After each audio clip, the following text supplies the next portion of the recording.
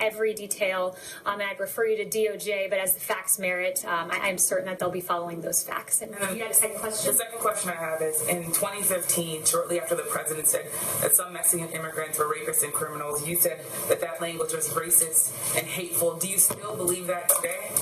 Well, I'm actually glad you asked that, because for about first 4 weeks of the election, I was watching CNN and I was naively believing some of the headlines that I saw on CNN. And headlines, that's fine. I just want to know if you also personally still believe that. I'm actually not going to read the headlines. So I very quickly came around and supported the president. In fact, CNN hired me. I was on many 8-on-1 panels where I proudly supported this president, who I believe is one of the best presidents, if not the best president this country will ever have.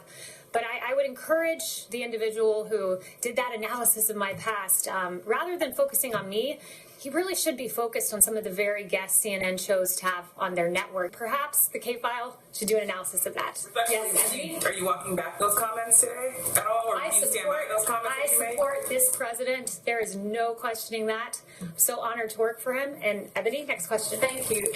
They're sending people that have lots of problems, and they're bringing those problems with us. They're bringing drugs, they're bringing crime, they're rapists, and some, I assume, are good people. I want to know, how sick of polls are people in New Hampshire right now?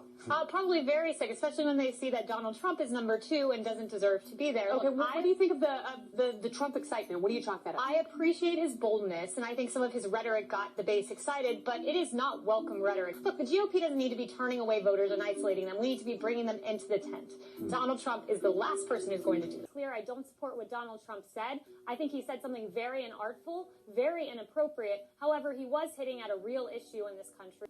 I think that the stance of most Republicans is we've got to plug the border, but I think the mainstream Republican does not want to send the illegal immigrant back to Mexico. I think that they're here to stay. That's not the American way. We're not going to ship people across the border. There has to be some path to citizenship. Donald Trump has shown himself to be a showman. I don't think he's a serious candidate. Kayleigh, this is your guy. He's number 2 in the polls. Hey, I don't want to claim this guy. Donald Trump, if we're going to be honest, is a progressive. He supports eminent domain. He's supported tax increases before. He's donated $300,000 to Democratic candidates. So the fact that the Republican Party is now having to claim him is both unfortunate and, to me, inauthentic, because this is not a true Republican candidate. And the fact that he's being portrayed as such in media is troublesome and not accurate.